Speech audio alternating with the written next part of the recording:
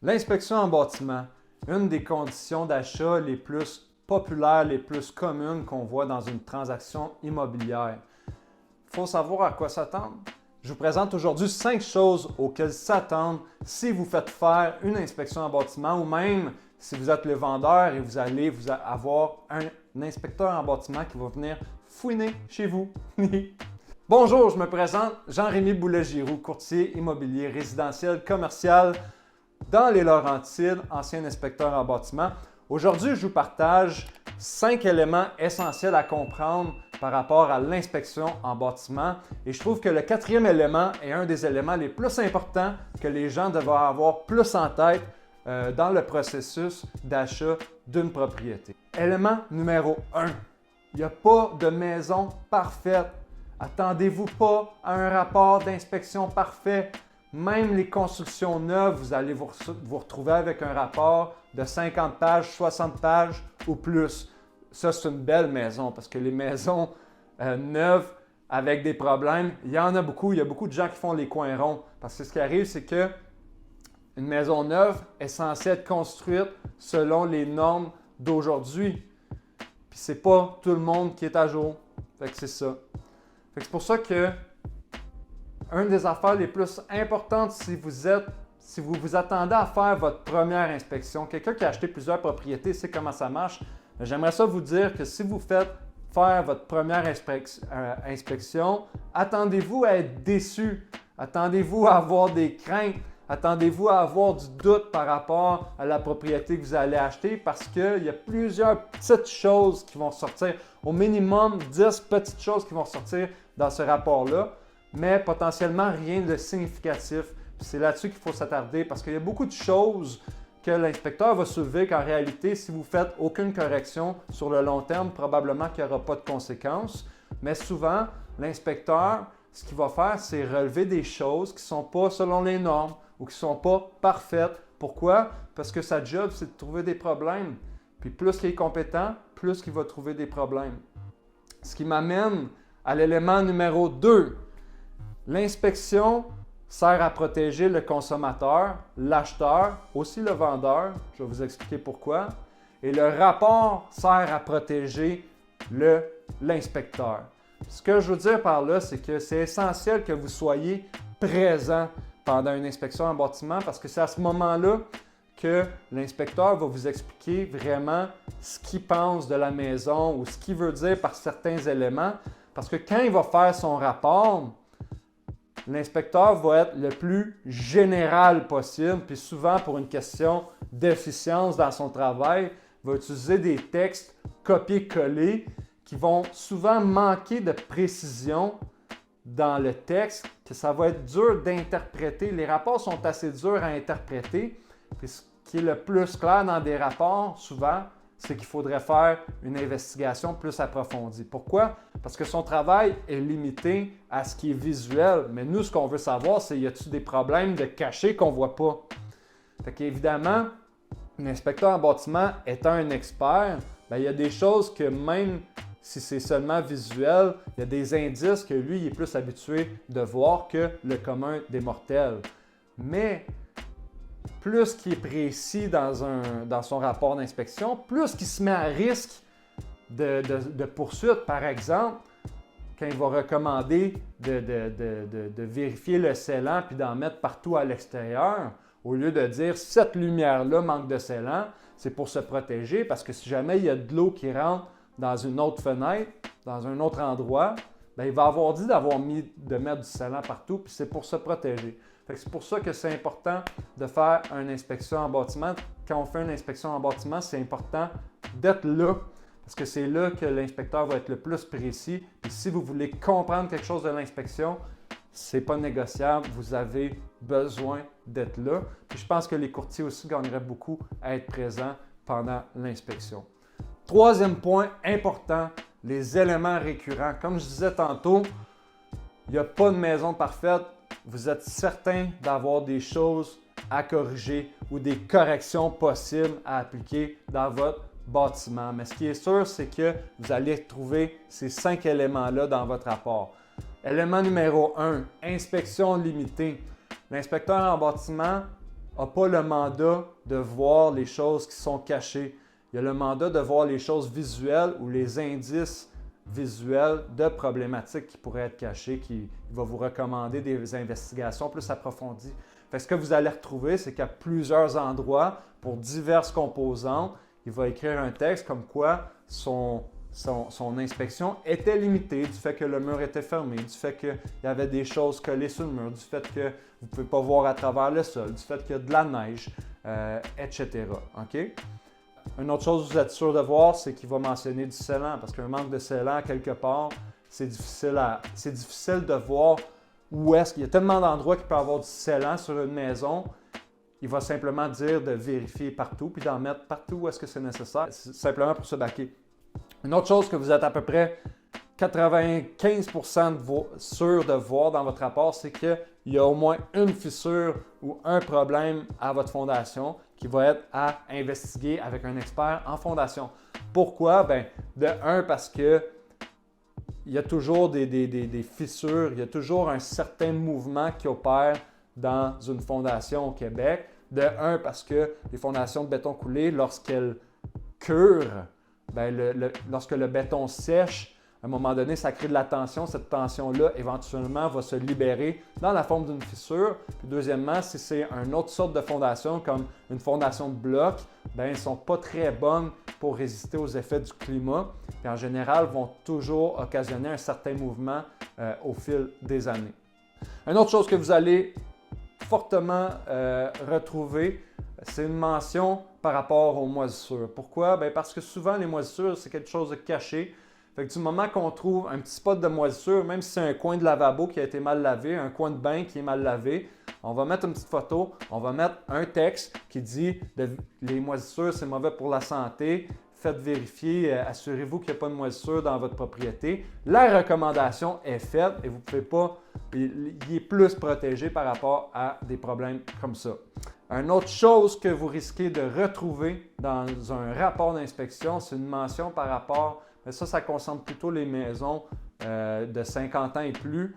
C'est des maisons qui pourraient avoir des éléments comportant de l'amiante. Par exemple, toutes les maisons qui ont du stucco, puis les maisons de plus vieilles que 1980, souvent dans l'entretoit, il y a ce qu'on appelle de la vermiculite. La vermiculite, c'est un type d'isolant qu'ils ont utilisé pendant une période de temps, qu'on retrouvait, c'est un mélange de minéraux, si on veut, qu'on peut voir, ça ressemble un peu à du mica. C'est comme du mica, mais soufflé. Puis, ça venait pourquoi il y a souvent de l'amiante là-dedans? C'est parce que pratiquement toute la vermiculite venait de la même mine aux États-Unis. Puis, avec le temps, on s'est retrouvé qu'il y avait une bonne proportion d'amiante à l'intérieur de ça. Puis, on recommande de faire tester.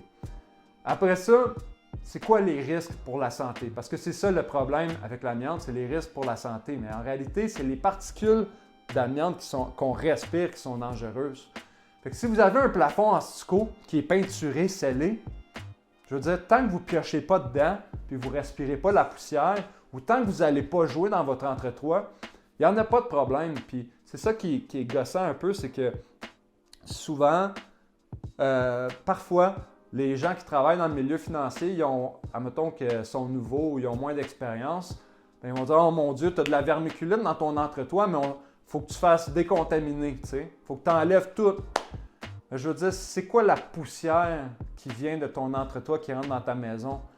Genre, tu sais, à la base, ta maison, quand tu chauffes l'hiver, est en pression positive. L'air sort de la maison, il ne rentre pas. Fait que mon opinion là-dessus, c'est que les risques par rapport aux composantes pouvant posséder de l'amiante, la majorité des maisons en bas de 1980 risquent d'avoir des composantes qui ont de l'amiante dedans, mais les risques pour la santé sont très, très minimes, très, très négligeables.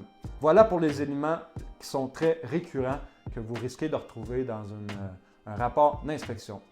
Élément numéro 4 à savoir, que je pense que c'est très, très important parce qu'il y a des gens qui pensent qu'ils peuvent poursuivre pour vice caché quand ils ont acheté sans garantie légale, pas d'inspection. Eh bien non. Si vous achetez sans garantie légale, c'est super important pour vous protéger de faire inspecter parce que si jamais vous avez des vices, puis vous avez des problèmes, puis vous décidez d'amener ça devant les tribunaux, les juges vont vous demander, avez-vous fait inspecter? Non? Bon, ben, just too bad. Puis même à ça, même si vous avez fait inspecter, d'acheter sans garantie légale, c'est de prendre pour acquis que s'il y a des vices cachés, vous allez en assumer la responsabilité. À ce moment-là, la seule chose que vous pourriez faire, c'est de poursuivre pour un dol, de dire que la personne était connaissante du problème quand vous l'avez vendu, ce qui n'a pas beaucoup de chance. C'est pour ça que, pour éviter le plus de surprises possible, j'hésite pas du tout à faire une inspection ou à recommander une inspection à mes clients. Le point numéro 4 aussi, c'est par rapport à la responsabilité des acheteurs et du vendeur. Moi, en tant que vendeur, je suis content de faire inspecter ma maison. Je veux que la personne inspecte ma maison parce que plus qu'il est connaissant de choses et plus qu'il se fait donner de recommandations, moins je suis à risque de poursuite dans le futur. Par exemple, si les murs au sous-sol sont recouverts, ben, l'inspecteur va recommander d'ouvrir, s'il y a un signe de quelque chose, puis que l'inspecteur dit ben, vous devriez rouvrir les murs pour vérifier, puis que l'acheteur décide de ne pas le faire, ben, à quelque part, si jamais il y avait un problème d'infiltration d'eau, plus tard, c'est un vice caché, il pourrait techniquement vous poursuivre si vous avez vendu avec garantie légale, mais en réalité, parce qu'il s'est fait recommander et qu'il n'a pas poussé plus loin son inspection, bien vous êtes déchargé. Pourquoi?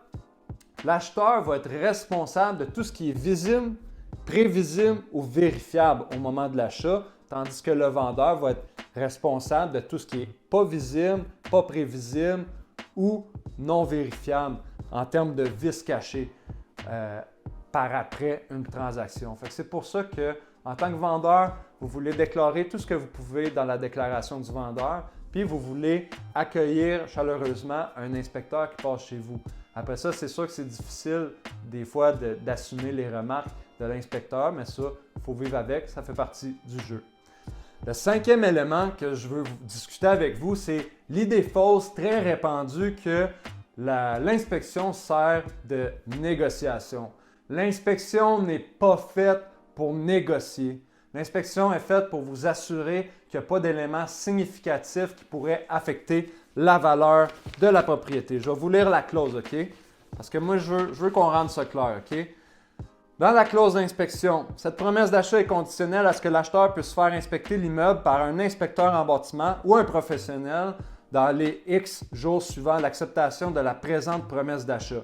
Si cette inspection révèle l'existence d'un facteur se rapportant à l'immeuble, susceptible de façon significative d'en diminuer la valeur ou les revenus ou d'en augmenter les dépenses, l'acheteur devra en aviser le vendeur par écrit et devra lui remettre une copie du rapport au plus tard dans la 4e journée suivant l'expiration du délai mentionné ci-haut. Ce que ça dit, c'est que s'il y a un problème significatif, on va pouvoir négocier ou se retirer. Après ça, ce n'est pas une question de dire « Ah, ben moi, finalement, je me rends compte que les poignées blanches, ces portes, j'aime pas ça. » Ou ben donc « Ah, ben là, il y a un trou dans le mur ici, ça fait beaucoup de réno, je sors du deal. » Non, non, non, non, non. « Ah, je me rends compte, la fondation de bloc, finalement, j'aime pas ça. » Ou tout ce qui était visible au moment de l'offre d'achat, ben, il faut que vous faites avec. Vous avez fait votre offre, c'était visible, vous avez fait votre offre en conséquence, vous ne pouvez pas renégocier ça. Puis ensuite de ça, ce qui est significatif, on a la fausse croyance que c'est selon nous, selon notre opinion, mais ce qui est significatif, c'est en réalité ce que le juge jugerait significatif. Ce que je veux dire par là, c'est qu'il faut se rentrer dans la tête que si vous sortez de l'achat d'une maison à cause de l'inspection, mais que selon le vendeur, il n'y avait rien de significatif dans l'inspection ou dans le rapport, bien lui, il a le pouvoir de vous amener devant la cour puis de forcer la vente.